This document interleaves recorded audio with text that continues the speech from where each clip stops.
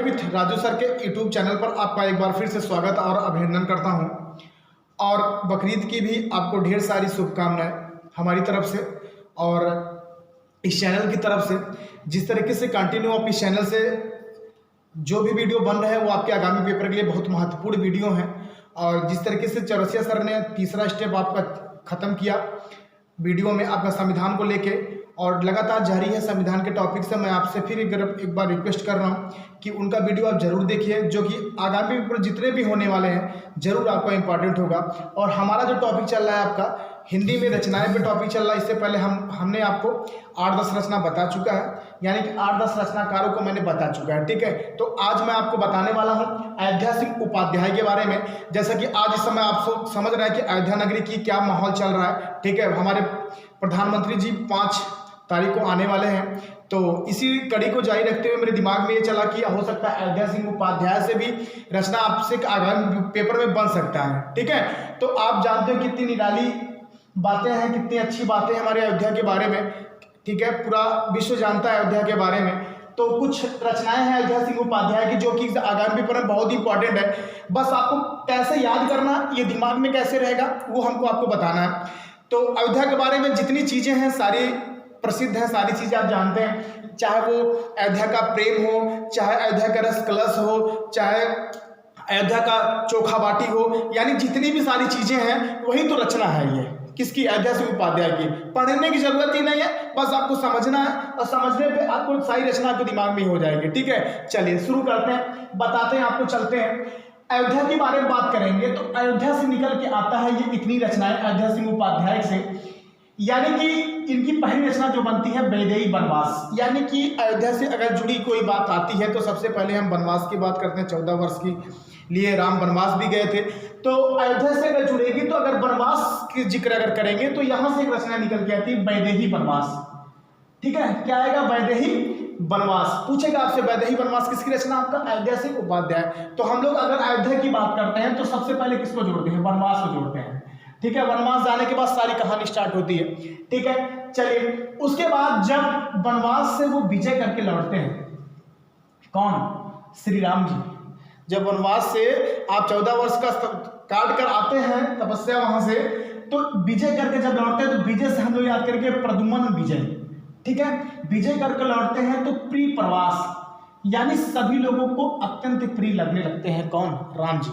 ठीक है, यानी कि 14 साल का तपस्या करने के बाद, 14 साल का आपका वनवास करने के बाद जब वो प्रवास यानी प्रवास करते हैं, अपने देश में आते हैं, तो कहने का मतलब सबको क्या करने लगते हैं, प्रिय लगने लगते हैं। और यहीं से रचना निकल के आती है प्रिय प्रवास। ठीक है, चलिए आगे चलते हैं। आता है रस कलश। क्या आता है, रस कलश। उसके बाद इतनी खुशी होती है अयोध्या में, जैसा आज माहौल चल रहा है, आज कितनी रंगीन अयोध्या दिख रही है, जाइए आप लोग, इतना रंगीन, इतना अच्छा लग रहा है दृश्य वहाँ का, मानो जैसे कोई प्रकृति से सौंदर्य किया गया हो। ठीक है, तो कहने का मतलब जब ये प्रियप्रवास से लौटे, मतलब विजय करके प्रियप्रवास लगने लगे, यानी कि सभी लोगों को प्रिय लगने लगे, तो रस कलश यात्रा भी निकली थी, होली खेली जा रही थी, रस कलश यात्रा भी निकला, आज भी निकलाता है। तो यहीं से एक रचना निकल के आती है रस कलश। ठीक है, उसके बाद एक चीज और प्रसिद्ध है आपके अयोध्या में, शायद आप नहीं जानते होंगे, मैं आपको बता दूं। रेलवे स्टेशन जब आप जाएंगे अयोध्या में तो वहीं पे पिंटू चोखा बाटी लगाता है, बहुत प्रसिद्ध है, ध्यान दीजिएगा। चोखा बाटी कभी आप जाइएगा तो बड़ा प्रसिद्ध है चोखा बाटी अयोध्या का। तो यह ध्यान दीजिए, यहीं से एक रचना निकल के आती है, चोखा चोखे चौबदे और चुभते चौबदे। ठीक है, 2 रचना है इनकी, कभी कभी पूछ लेता है। ठीक है, चोखे चौबदे और चुभते चौबदे। ठीक है, चौबदे चौबदे ये 2 बार है, तो ध्यान दीजिएगा, यहीं से 2 रचना निकल के आती है। हो सकता है अयोध्या सिंह उपाध्याय ने उस चोखे से कोई रचना की बना दी हो, लेकिन ये सही बात है, वहाँ की चोखा बड़ा प्रसिद्ध, रेलवे स्टेशन के पास एक व्यक्ति पिंटू नाम का लगाता है। ठीक है, चलिए अगर ना मिलेगा तो बताइएगा, आगे चलते हैं। उसके बाद यहाँ से 2 रचना निकलने के बाद फिर आते हैं हम लोग रसिक रहस्य, यानी कि वहाँ का जो रहस्य है बहुत रसिक है, यानी कहने का मतलब रहस्य से याद करेंगे, अयोध्या का रहस्य जो है बहुत कहने का मतलब कह सकते हैं बहुत बड़ा है रहस्य वहाँ का। ठीक है, यानी कि वहाँ की कहानी क्या है, बहुत बड़ी है, हम लोग समझते समझते नहीं समझ पाएंगे, तो रहस्य से याद करेंगे रसिक रहस्य याद करेंगे। ठीक है, चलिए आगे चलते हैं। उसके बाद देखिएगा एक रचना और है, वहां की जहाँ सारी चीजें हमको क्या लगती है, प्रेम। हम वहां की सारी चीज से क्या करते हैं, प्रेम करते हैं। ठीक है, चाहे वो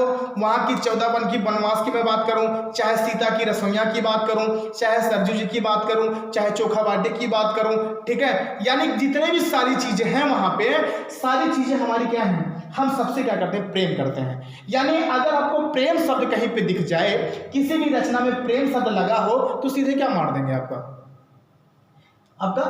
अयोध्या सिंह उपाध्याय से। ठीक है, तो यहीं से प्रेम्बु वारिधि, प्रेम प्रपंच, प्रेम्बु प्रसरवण, प्रेम्बु प्रवाह। ठीक है, ये इतनी सारी रचना है, ये सारी रचना प्रेम से अगर संबंधित होगा तो किसका होगा, अयोध्या सिंह उपाध्याय। और अयोध्या में जितनी सारी चीजें हैं, सारी चीजें से हम लोग क्या करते हैं, प्रेम करते हैं। ठीक है, तो देखिएगा कुछ कहने का मतलब कितना आसान इसलिए है कि हम लोग कहानी के रूप में बैठाएंगे सारी चीजें, तो हमारे दिमाग में बैठ जाएगा।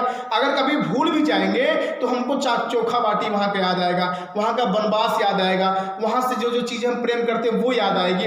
ठीक है, तो यहाँ से 11-12 रचना ये बड़ी इंपॉर्टेंट है। ठीक है, रिवीजन कर लेते हैं। आपका वनवास अयोध्या से जोड़ेंगे तो वनवास होगा, वनवास से विजय करके लौटते हैं, सभी लोग इनको क्या करने लगते हैं, प्रिय लगने लगते हैं। ठीक है, उसके बाद रस कलश यात्रा निकलती है, फिर चोखा चौदे चोखा, ये दोनों रचना वहीं की है, अयोध्या की। ठीक है, चोखा बाटी वहाँ का प्रसिद्ध है। फिर उसके बाद नीचे हम लोग आएंगे, आपका रसिक रहस्य वहाँ का बहुत बड़ा रहस्य भी है ना। ठीक है, चाहे आपका लक्ष्मण घाट हो, राम घाट हो, है ना, ये सब सारी चीजें वहाँ की रहस्य है, सीता की रसोइयाँ हो, बहुत सारी चीजें रहस्य हैं। और हम लोग वहाँ की चीज क्या करते हैं, बहुत प्रेम करते हैं। ठीक है, ये 11-12 रचना है, इंपॉर्टेंट है। वीडियो में 6 मिनट और 50 सेकेंड हुए हैं, यानी कि इतने देर में हम लोगों ने सारी रचना 11-12 मिनट आपके तैयार कर ली। ठीक है, तो ये सारी रचना इसी तरीके से रचना, आपको ज्यादा टेंशन लेने की जरूरत नहीं है। जो कोई भी वीडियो से पहले नहीं देखा होगा, जितनी रचना हमने इससे पहले जिक्र किया है, आपके यूट्यूब पे हमने अपलोड किया है, वो तुरंत जाके चैनल को सब्सक्राइब करके सारी वीडियो आप देखिएगा और एक नोट्स बनाइए, उस कहानी को 1-2 बार आप केवल पढ़िए और किसी को आप बता दीजिए, तो आपके दिमाग में सारी रचना वो तैयार हो जाएगी। मैं कहता हूँ जिस तरीके से मेरे दिमाग में सारी रचना यहाँ से चलती है, उसी तरीके से आप में दिमाग भी चलेगी। अगर आप भूल भी जाते हैं तो ऑप्शन आएगा, तुरंत आपका क्लिक हो जाएगा। ठीक है, चलिए, तो ये सारी चीजें हैं, इसको आप तैयार करिए। उसके बाद लगातार वीडियो में ऐसे बने रहिए।